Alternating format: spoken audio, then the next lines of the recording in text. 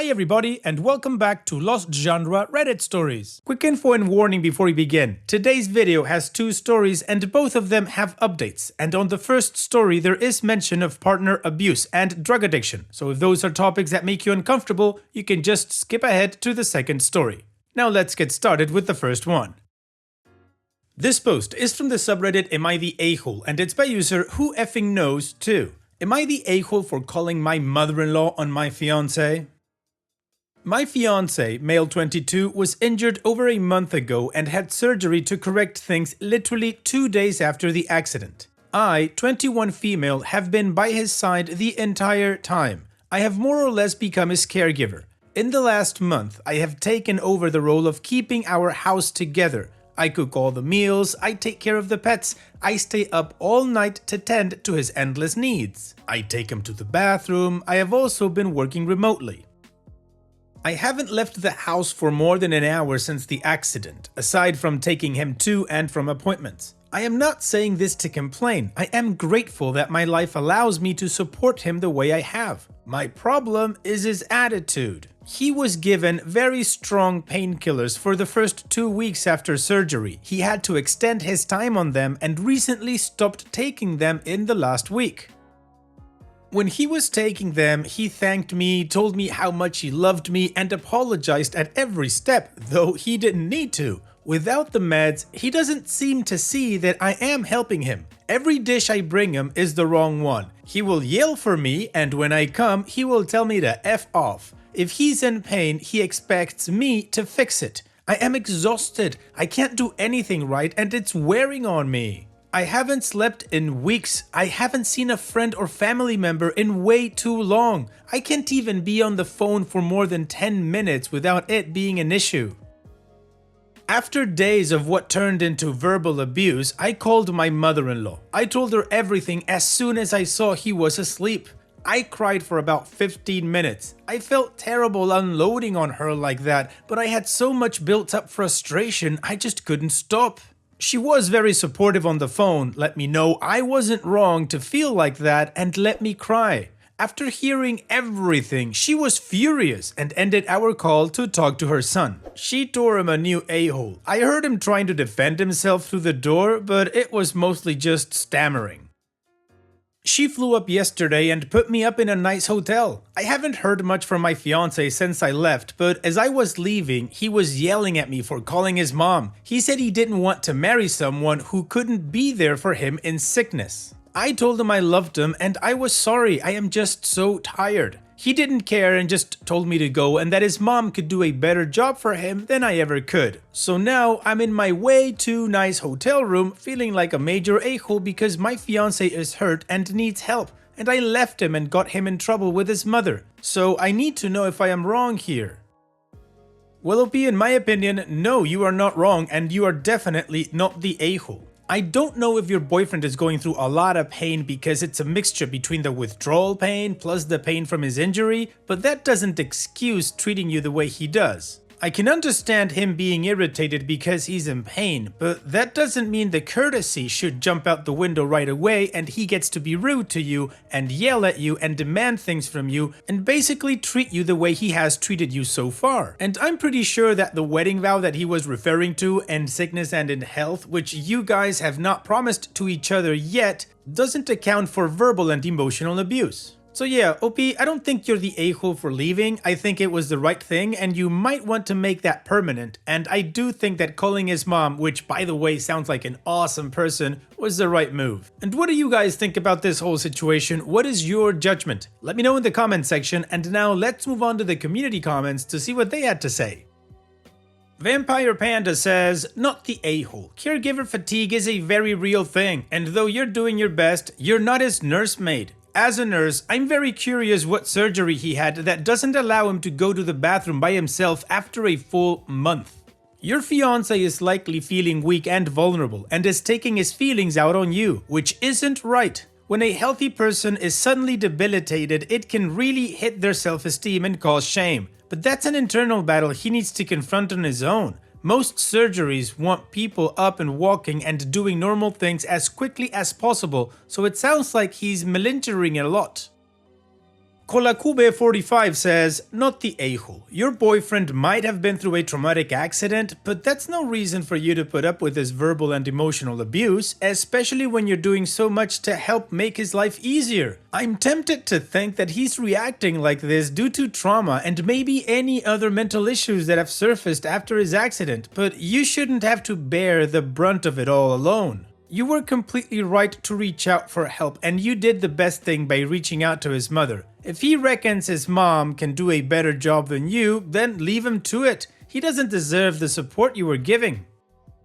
12 Days Late says, not the a-hole. You've gone above and beyond. Being in sickness and in health does not mean never needing a break. It doesn't mean accepting abuse. Can you break up with the fiance and keep the mother-in-law? She sounds great. 2CJS says, I have been with my hubby for 17 years. I've been tattling on him for at least 15. I go to his mom when he's being unreasonable because, unlike my own, she will still love him. I think it's great you went to his mom for 2 reasons. 1, while she may be mad at him, it's not going to change the fact that she loves him. Your family and friends would be more likely to change their viewpoints on him. 2, it is awesome that you have the type of relationship with his mom that you could go cry to her. As previously stated, ditch him but keep her. She sounds like a winner, not the a-hole. And finally, Moonlight Moon says, not the a-hole. It's in sickness and in health, not through abuse and through toxicity. Additional information from OP's comments. Context: his injury is in his arm. He can walk and he can use his left dominant hand. Also, he has a history of drug abuse. I took the administration of the pills very seriously. Due to his history, we worked very closely with his psychiatric team and the orthopedic to make his weaning period as easy as possible. He began weaning off 2 weeks ago and became fully dependent on over-the-counter medication this week, opiates. He didn't quit cold turkey and he claims not to be feeling withdrawal, just pain. I appreciate the pain, I do. I understand he's hurting. I am trying so hard to put myself in his shoes and I simply can't. I honestly wish it was withdrawal and I knew I would have him back in a week or so. He behaves like this frequently when in pain, just never to this degree. As I said, he was being weaned off and would tell me if he was feeling withdrawal. I have seen him go through much worse withdrawals when we first met, and this isn't that. He is lashing out at me in pain, which I get. Also, he has what some would call a short fuse, especially with me. His saying hurtful remarks to me or just blatantly putting me down is not necessarily uncommon, and it's something we are working on. Before this, he would apologize and make it up to me. Now, even when I'm in tears, he will just keep laying on insults. I called his mom because even after going in as level-headed as I could muster and begging him to understand I am only trying to help and the way he talks to me made it hard, he told me to stop being so dramatic and that he was the one in pain. I couldn't talk to him. Being away and able to process the last month of my life has been eye-opening. I couldn't imagine trying to care for a child under conditions like that. I couldn't imagine how frustrated I would be. I'm thinking about returning my ring. I've booked an appointment with a therapist and hopefully I can come up with an approach to leave this mess peacefully without looking like a bitch who can't handle it when their partner is in pain. OP's edit. Mother-in-law is taking him back to their hometown once they can get flights together. I'll stay in this hotel until then. Fiance doesn't want to talk yet, and to be honest, I don't blame him. He knows what's coming and that I am pissed. I'll go visit him in a week, so I have until then to decide how I want to move forward. My mother called last night about a venue she found in my hometown and I told her what's going on. She doesn't want to spend a bunch of money on a pending divorce, so we are stepping back from planning. Not much more to add. I'm excited to see my pets and be able to sleep in my bed. I'm going to try to make my sister fly to my state so I can have some company. That's pretty much it. I'm in serious awe about how I let my life get like this. But oh well, today will be better. OP's comment update. I've returned. Last night in the hotel I called my parents to make a plan and it didn't go well. I'm home with my fiance again. Mother-in-law was planning on taking him, but he refused. I know she pushed for him to go home, but he is a very stubborn boy. I'll be okay though. He won't talk to me except to bark orders at me. I'm hoping I can move out within a month or two. Surgery and recovery are expensive and we have been living on my income for some time. I'm pretty broke, but I'm keeping my head up and I'm confident I can get myself out.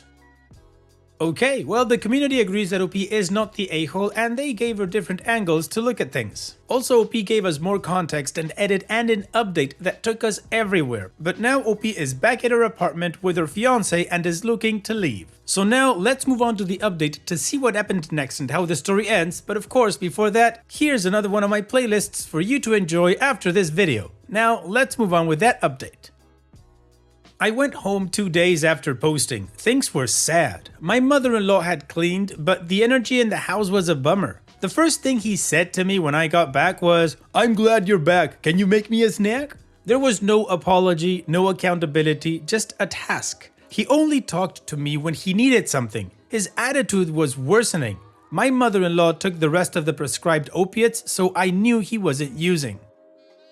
The weekend following the mother-in-law debacle, my wonderful fiancé told me he had friends coming to stay for the weekend. He gave me a 2-hour heads up, didn't ask. I sighed and made up the guest room. His friends and friend's girlfriend came to stay. During their stay, my fiancé bought me flowers, got out of bed daily, took me out, and let me call my parents unsupervised. I called my sister once when I was scared of him a while back. She called the police. He liked to be in the room when I was talking to the family following that incident, so I didn't say anything dramatic. I should have seen how bad it was. Typing that out just feels gross. Anyway, the day they left, he was back to bed with a crappy attitude.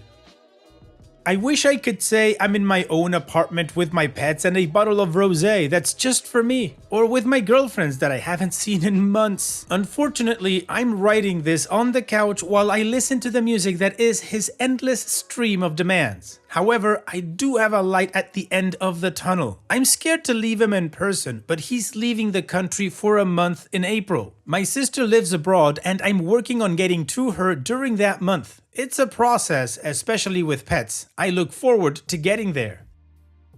My mother hasn't spoken to me since I told her I was returning the ring because that's not what we do. We clean our messes. But I have my father's unwavering support. I'll miss my mother-in-law, but I deserve that kindness and understanding from my partner, not his mother. I have stopped forcing myself to find joy in his presence, and it's helping to fuel my drive to get out of here. I may update again when I get to my sister, but don't be surprised if I do my best to put this chapter behind me. Update from comments. Things got very bad since I posted this. I don't want to get too into it, but we had a bad night. It ended with me locked in the balcony. I still have some bruising. I was able to call my father on my watch and we made a plan to get me home the next morning. So now I'm with my dad. I'm currently in my childhood room, decently hungover, and I'm officially a single lady. Thanks for the kind words. I hope you all get the love and hugs you need. Wow, for such a short update, it was a roller coaster. But the good thing is that OP is now out of that relationship and she is safe at her dad's house. So OP, here's wishing you all the best in the future and hopefully you will find a partner someday that is kind and understanding with you the way you deserve it. Thank you for sharing, OP, and take care. Now let's move on to the next post that, like I said in the beginning, also has an update. This post is from the subreddit Relationships and it's by user Slept With Friend. I, 32 male, have been sleeping with my best friend, 32 female, for 2 weeks and I think we've been dating for 10 years and never realized it. So me and Sophie have been best friends since the 1st grade. She was my next door neighbor growing up and we went to the same college and got jobs in the same city. And we've been roommates since we were like 25. So typing this, it almost seems like we've been a couple all along, but I've never really thought of her sexually since we were teenagers. She had a boyfriend at like 17 and they were really in love with each other and I was good friends with him, but unfortunately he died in an accident about a week after we graduated high school. She was obviously a wreck and I helped her as much as I could to get through it, and in the process we pretty much became inseparable. It's not like one of us was clinging to the other, it was completely mutual. We like the same things, have the same interests, and did stuff together all the time. When she was having a hard time sleeping because of Rick's passing, she'd ask to come over because she didn't want to be alone, and I, of course, was there for her. Eventually, we graduated college and decided to get jobs in the same city, and eventually after that, we decided to move in together as roommates because we save a ton of money and we were always hanging out together anyway. Now, I realize that basically, I think we've been a couple except we just didn't have sex. Of course, she would have a guy over sometimes, but it was never really serious, and at the same time, I dated a bit, but never really felt a connection with any of them. Then, about 2 weeks ago, we were watching wrestling, like we do every week, and she started softly crying, and we were sitting inches from each other on the couch, so of course, I put my arm around her and asked if she was okay and if she needs to talk. In short, she's been having a hard time finding a guy and she's really upset. She's always been kind of thick, but now she's pretty chubby and says that attractive guys don't want to sleep with her anymore. So I'm trying to be supportive and stuff, and I wasn't lying. I've always thought she was really pretty, but I said that's not true and that plenty of guys would love to sleep with her. She's not a prude or anything, and we always make crude jokes to each other. Then I said something like, if we weren't like the best friends ever, I'd have been trying to F you for the past 10 years. She gave me this look like I had just flipped a switch on a robot, like she was just staring right into my eyes, and my brain is telling me to kiss her, and so I did. We were making out for probably 5 minutes, and she had pulled my shirt off and I had pulled hers off, and then I think, what am I doing? So I stopped and I'm like, whoa, we need to think about this. Are we sure we want to go down this road? We talk for like 2 minutes and we decide, hey, we've been friends for 25 years and been through way worse together. Having sex one time shouldn't be an issue. It was by far the best sex I've ever had, and now, since that time, we've had sex at least once a day, sometimes 2 or 3 times. We both recognize we need to discuss this, but keep saying we'll discuss it tomorrow and when we'll have more time. But I recognize we have to discuss it, like soon. And I'm scared. I think I've realized that I've been madly in love with her this entire time, and that's why I never connected with any of the women I dated. And I'm really hoping it's the same for her. I think we might both have felt this way for a long time and we're finally realizing it. It just sounds so effing crazy. Like, what the F is going on? Am I crazy? Am I getting my hopes up? If she doesn't feel the same way I do, how can I ever hang out with her again? What do I do? Well, OP, I could be wrong, but I believe that if she had sex with you after that first time, I'd take that as a hint that she likes you. So no, I don't think you're crazy. I don't think getting your hopes up is a bad thing, and I do think she feels the same way as you. So what you do is you talk to her and you tell her how you feel. Not just about if it's prudent to have sex with her or not, because apparently it's good. So yeah, just tell her how you feel, man, and get on with it. And what do you guys think OP should do in this situation? Let me know in the comment section, and now let's go on to the community comments to see what they said. Bailey Blue 22 says, I think she's into you, otherwise she probably wouldn't have slept with you multiple times. I suggest that you start taking her out on real dates. If she agrees and is receptive to cuddling and holding hands, she's definitely into you. And whenever you feel is the right timing, you can tell her what's in your heart and how you feel about her. And OP responds, I mean, like, we always cuddle on the couch, and in college when she would come to my dorm because she couldn't sleep, we'd sleep in my bed together, just nothing sexual happened. I'm starting to think she spent 15 years trying to give me hints now.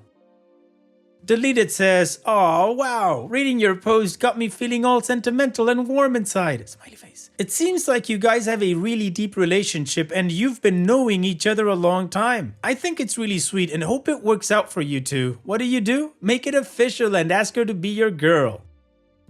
Lifelong Noob says, dude, in a normal dating situation, I would be like, nah, take it slow. Don't drop the I love you bomb on someone like that. But you guys have known each other for 25 freaking years. Just let it all out, man.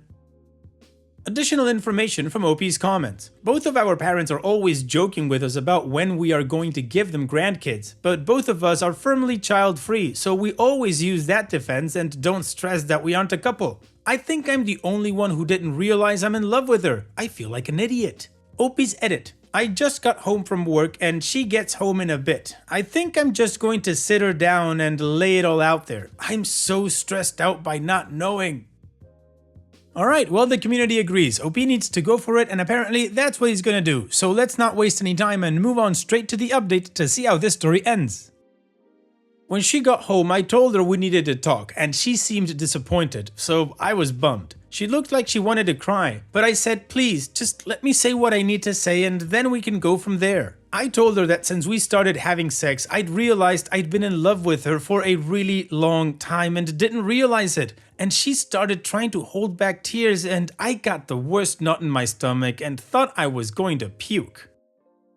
I told her it's okay if she doesn't feel the same way. I would always be there for her as a friend and would try my best to not let my feelings get in the way. But now that it's out there, I guess there isn't any going back.